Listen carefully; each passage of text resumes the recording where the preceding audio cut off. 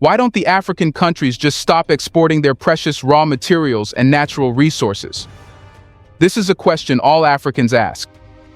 It's because if the European powers are exploiting these raw materials, buying them cheaply and then converting them into consumable products, why not stop selling them in the first place? Well, that's because decades of colonization by European powers milked all natural resources but never established industries. If they had, the raw materials could be processed, converted into products, and sold at thousands of % higher prices. And since African countries today have no means to earn, they are forced to sell raw materials and natural resources like gold, diamonds, cobalt, copper, lithium, rubber, and many more to the same countries that colonized them in the past. Yet, African countries are rising, banning exports of these raw materials. Liberia has now stood up, issuing an executive order that bans exports of unprocessed rubber. Put simply, Liberia has bottlenecked the rubber supply of the whole West. But how? Let's find out.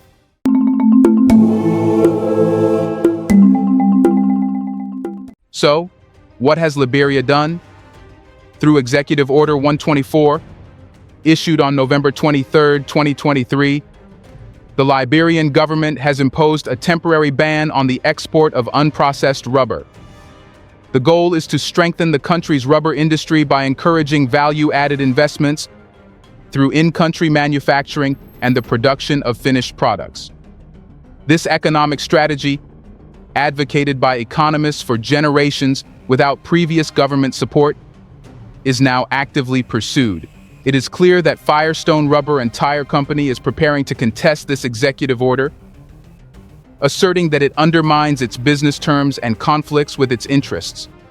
You should know that Firestone has been the dominant investor in the rubber sector for over 97 years. In 1926, the Liberian government granted Firestone a 99-year lease for 1 million acres at a cost of 6 cents per acre.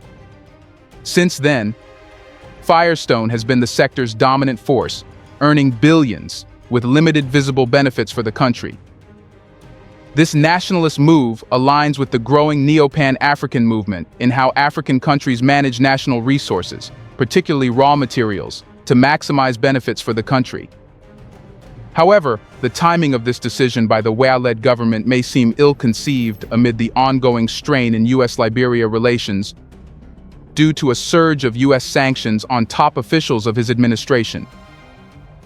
Analysts are now questioning whether this executive order may have triggered the recent sanctions, as it predates the latest sanctions. This reveals how the Western countries use tactics to make African countries submit. Whenever an African country rises and struggles to take control of its natural resources, resisting the export to the West, it is intimidated and forced into submission. It remains to be seen how Firestone Liberia will respond to the ban, or whether the U.S. government, a major supporter of Firestone's operations, will react to the executive order in a true sense. The reaction of President-elect Boakai, who has advocated for revolutionizing agriculture and manufacturing of the country's raw materials, is also uncertain. Boakai is on record for emphasizing the need to diversify Liberia's economy away from overdependence on public jobs. Various analysts and economists in Liberia believe that moving away from a 100% exportation of raw materials such as rubber, timber, or iron ore is the right economic strategy for Liberia. This shift will ensure that a percentage of raw materials is committed to manufacturing or producing finished products within the country. The aim is to create wealth for ordinary Liberians, boost foreign direct investment, generate employment opportunities in the private sector, and foster entrepreneurship to build a middle-class economy. The executive action sheds light on the substantial challenges confronting Liberia's rubber sector, including issues of abuse, misuse, and theft. In response, the government is taking steps to formulate effective policies and establish an institutional and regulatory framework to tackle these challenges, prevent setbacks, foster industry development, and spur overall growth. President George M. Weah signed the executive order in November 2023, immediately ceasing unprocessed natural rubber exportation from Liberia unless otherwise instructed. Unprocessed natural rubber, as defined by the order, includes raw material tapped from rubber trees that has not undergone any processing altering its physical or chemical composition. This includes natural latex, coagulum, cup lumps, tree lace, bark scrap, ground scrap, and any other form of unprocessed or processed natural rubber.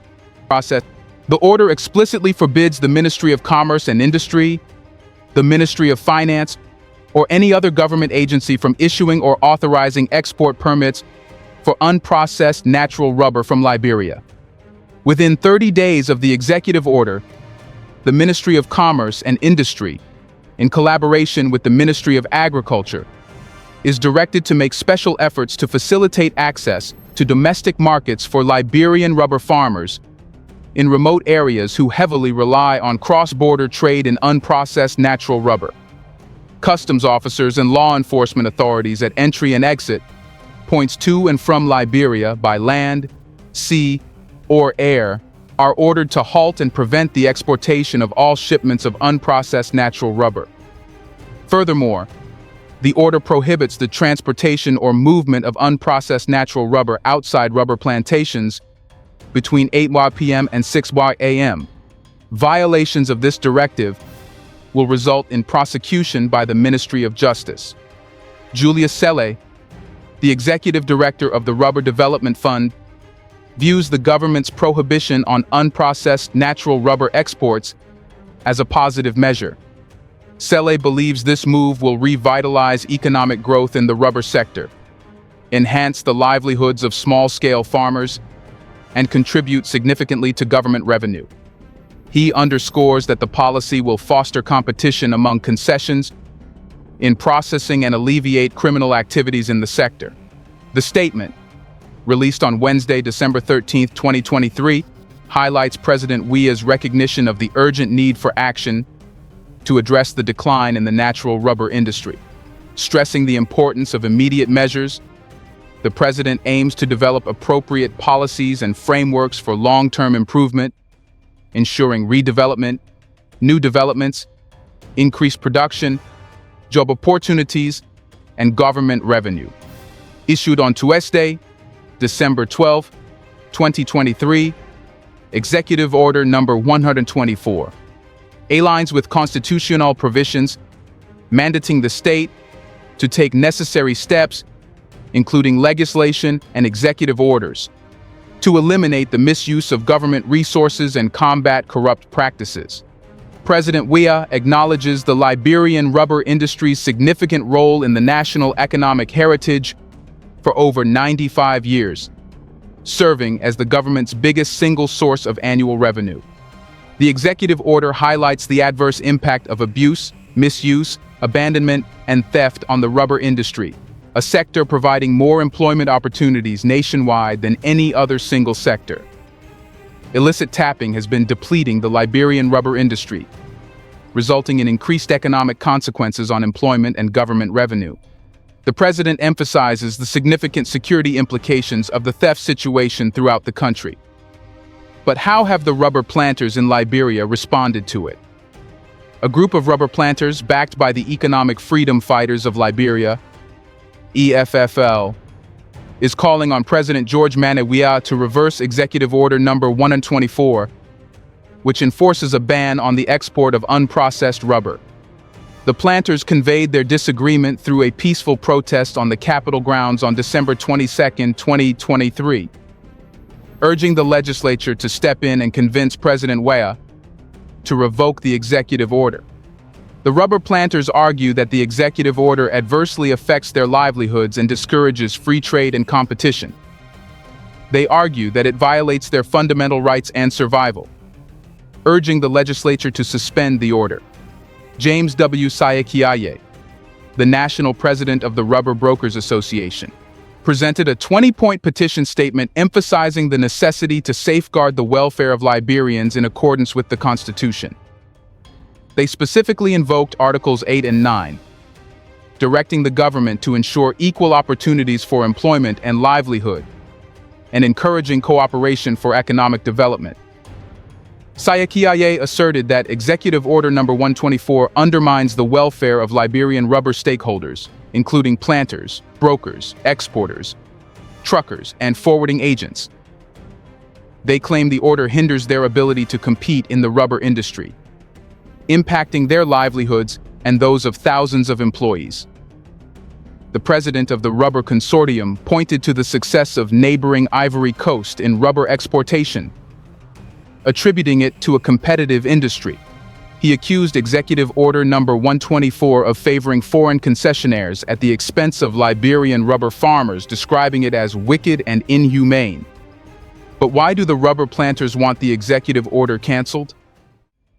Well, the answer lies in history. In African countries, European powers hindered industrial development during colonization. Colonial powers established an economic model prioritizing the extraction of raw materials and natural resources from the colonies, aiming to enrich themselves economically without investing in local industrialization. They were mainly interested in extracting valuable resources like minerals, rubber, timber, and agricultural products, structuring their economies to facilitate resource extraction for export. The infrastructure developed during the colonial era focused on aiding the extraction and transportation of raw materials, rather than fostering internal industrial development. Colonial powers didn't prioritize the education and technological development of local populations, limiting access to the knowledge necessary for industrialization. In some cases, they actively suppressed local industries to maintain colonies as sources of cheap raw materials. Instead, colonial economies encouraged dependence on imported goods, discouraging the growth of local industries. Here's a reminder to please like and share the video and subscribe to our channel to watch more videos on Black culture, history, civilization, and identity. Let's continue now.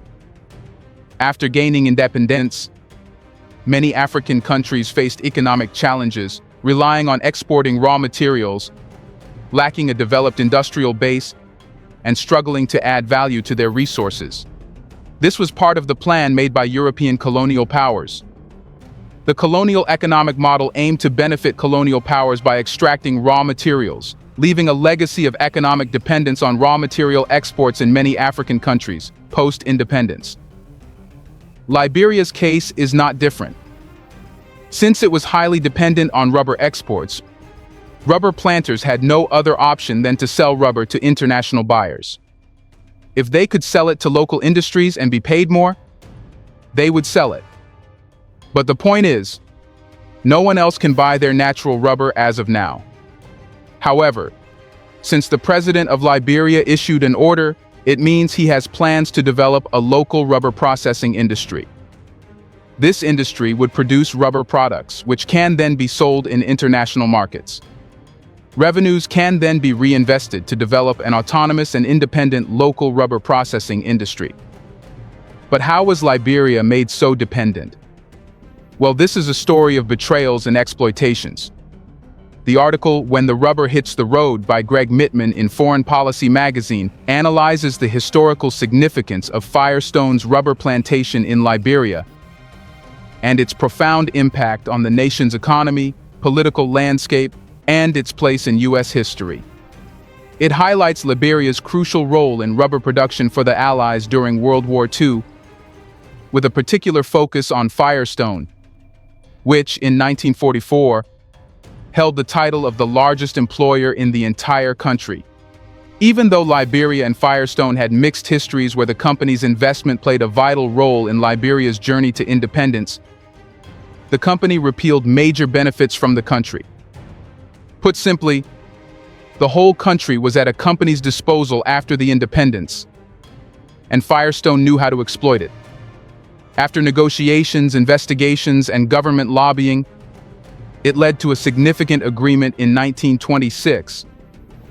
forming a complex interaction between private capital and government in the context of Liberia's economic and political development. It was this company that introduced Jim Crow attitudes and practices to Liberia. But some part of history has been hidden. In the 1920s, the United States encountered difficulties in obtaining rubber due to the monopoly held by European colonial powers, particularly Britain and the Netherlands, in rubber production. Herbert Hoover, serving as Secretary of Commerce, recognized the strategic significance of rubber for car tires. He collaborated with American rubber companies to secure a rubber source under U.S. influence. In this plan, rubber magnate Harvey Samuel Firestone initiated a Department of Commerce subsidized global search for suitable locations for rubber plantations. In 1923, Firestone's experts conducted a soil survey in Liberia, and by 1926, the Liberian government granted Firestone a 99-year lease for 1 million acres at 6 cents per acre. Firestone established the world's largest rubber plantation, primarily utilizing non-native South American rubber trees. The U.S. State Department approved the deal with the aim of keeping Liberia within the American sphere of influence without direct governmental control. Adding a $25 million loan to the concession further ensured American corporate dominance. Originally envisioned to employ 350,000 people, the Firestone plantation faced challenges due to an unrealistic labor force requirement. The Liberian government, under pressure, imposed high quotas on local chieftains, leading to forced labor and the displacement of people. Firestone's project disrupted communities, prompting complaints about the difficult choice between forced labor and immigration. As part of the agreement, Firestone assisted Liberia in paying off foreign debts and developing a rubber exportation harbor. In return for a $5 million loan at a 7% interest rate, Firestone gained complete control over Liberian revenues until repayment. Over time, the loan claimed a substantial portion of government income, reaching 54.9% in 1931. Christine White characterizes Firestone's model in Liberia as an export of the company town concept from Ohio, with the company overseeing various aspects of employees' lives. During the Great Depression, as rubber prices fell, Firestone scaled back its plantation development, causing financial strain on the Liberian government. Workers protested low wages, hazardous working conditions, and inadequate housing in the 1940s. The conspiracy between Firestone and government officials to keep wages low and coerce workers onto the plantations was overlooked or even considered a form of development. The Firestone loan was eventually paid off in 1952. This surfaces the argument that Liberia was not established with the assistance of the U.S. to create a country out of goodwill. Rather, the U.S. wanted a colony of its own that could give natural rubber. In Graham Greene's 1936 work, Journey Without Maps, Firestone is depicted as a purely commercial entity focused solely on rubber and dividends. Greene raises doubts about whether the labor on the Firestone plantation was voluntary or coerced. He delves into the hierarchy within the plantation, underscoring the stark contrast between the lavish living conditions of Firestone personnel and the negative perceptions held by Liberians, who regard them as the official enemy. During the 1980s, with a decline in rubber demand, Firestone laid off 5,000 workers, contributing to local resentment. In June 1990, during the First Liberian Civil War, the National Patriotic Front of Liberia seized control of the Firestone plantation, leading to the evacuation of U.S. personnel. In 2005, Firestone Company and the Liberian government entered a new 37-year agreement, increasing the lease to 50 cents per acre. Firestone has faced significant labor controversies, with Liberian workers alleging serious abuses, including exploitative child labor, amounting to modern-day slavery. Workers contend that the company's demanding daily quotas compel them to involve their own children in strenuous and hazardous conditions. Firestone's president countered these allegations, asserting that each tapper works approximately 650 trees a day, This means 21 hours of work daily. In other words, this really is a modern form of slavery going on in Liberia. In May 2006, a report from the United Nations mission in Liberia shed light on human rights issues on Liberia's rubber plantations, revealing that Firestone managers admitted to ineffective monitoring of their policy against child labor. Factors contributing to child labor included pressure to meet company quotas, financial incentives to support families, and a lack of access to basic education. It is for these reasons that the president of Liberia has decided to take matters into his own hands. It is not much different than what Ibrahim Traoré of Burkina Faso is trying to do with the country's gold, and Niger's military junta is trying to do with the country's uranium. Even though decades-long agreements have bound these countries, the collapse of these agreements has already started. But how has this ban bottlenecked rubber supply to the West? Well, earlier, the West could buy natural rubber cheaply and convert it into consumable and expensive products. In turn, these products were then imported to Liberia. In all that, African countries, including Liberia, bought products made from their own raw materials but paid many times higher prices. The cost difference between raw rubber and its finished products was significant. Unprocessed rubber, often in latex or dry coagulated form, is a relatively affordable commodity, with pricing influenced by global supply and demand, weather conditions, and political stability in rubber-producing regions. This is because the price setters are from the West. Therefore, what they produce is priced higher than what others produce. Talking specifically of rubber, it's something that runs the West because of the products that are made from it. Natural rubber occupies a pivotal role in several key sectors crucial to Western economies, solidifying its status as an irreplaceable resource. Its significance spans various domains, with a primary focus on transportation. Tires, which consume roughly 70% of global natural rubber, are indispensable in a range of vehicles, from high-performance automobiles to agricultural and bicycle tires. Europe, the US, and Canada's combined automobile global share is nearly 30%. This shows how the ban on rubber can impact the West's automobile industry. In industrial applications, rubber hoses and belts play a crucial role in the transportation of liquids, gases, and materials across diverse industries, including mining, construction, agriculture, and manufacturing.